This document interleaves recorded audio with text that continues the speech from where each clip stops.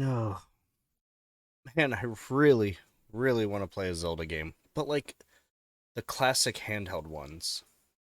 If you're like me and loved playing Link's Awakening or the Oracle games, you would agree with me that there was just something pure about those Zeldas. And I'm sorry, Breath of the Wild, it's not my cup of tea. I don't I appreciate it for what it is, but I want the handheld experiences. I want the top down view. But but good news, if you have not heard about it yet, Yacht Club Games are at it again. Welcome to Minya the Howler.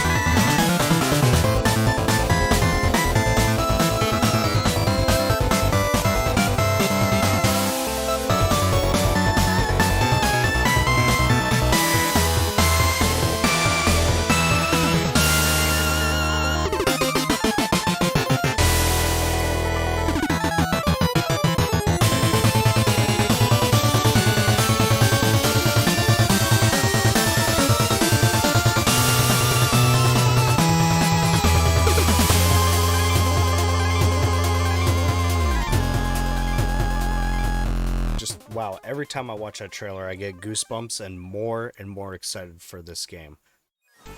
Descend into the depths of madness with this bone-chilling, yet heartwarming tale inspired by Victorian Gothic horror.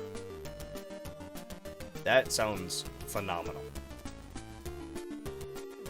This game is a beautiful fusion of classic handheld Zelda and the weapons from Castlevania, with just a dash of Bloodborne mechanics in it.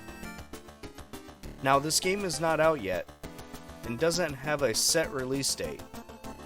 I do know, however, I did back this game through Kickstarter, as I'm a big fan of Shovel Knight and Castlevania, and of course, Legend of Zelda.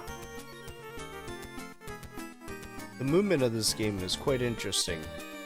As you saw in the trailer, there was digging as a mechanic, which is called hollowing. This is used to move faster and to make jumps across spikes and open areas. Unlike Zelda, where you need an item or an NPC to do this, this is just part of the core game. This is what Minya does. This is her thing. There is also a light RPG element here. Like most leveling systems, you gain XP and then level up. In this bone up system, you collect bones from digging underground or defeating enemies.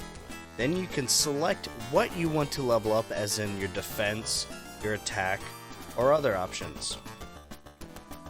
Bones are also used as an in-game currency to unlock trinkets or keys, which I think is pretty cool.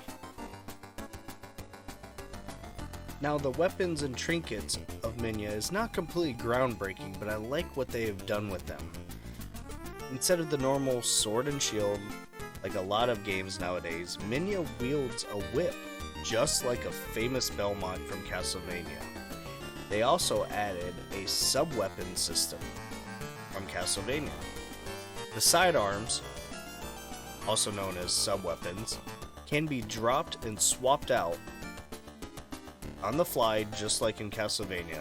You break something, axe drops, pick it up, you throw it. Now, unlike the axe in Castlevania, this axe will do area damage, which is pretty cool. The dagger, if you throw the dagger and then hit it with your whip, it will bounce back. Boomerang effect. Love it. It's pretty awesome. Now, the trinkets can be items to help you walk over gaps or glide over long jumps. Just like in Zelda, where you have to get a specific item to do a puzzle or a new dungeon. But they're little creatures. I think that's pretty cool. You get a little spider, get a little bat. Really looking forward to all the different trinkets that you can collect in this game. Here's the last part of why I cannot wait for this game. The setting and ambience of the game. It is set in a Victorian Gothic horror world of Tembrous Isles. Not the fantasy world like Hyrule or the other areas Link has explored.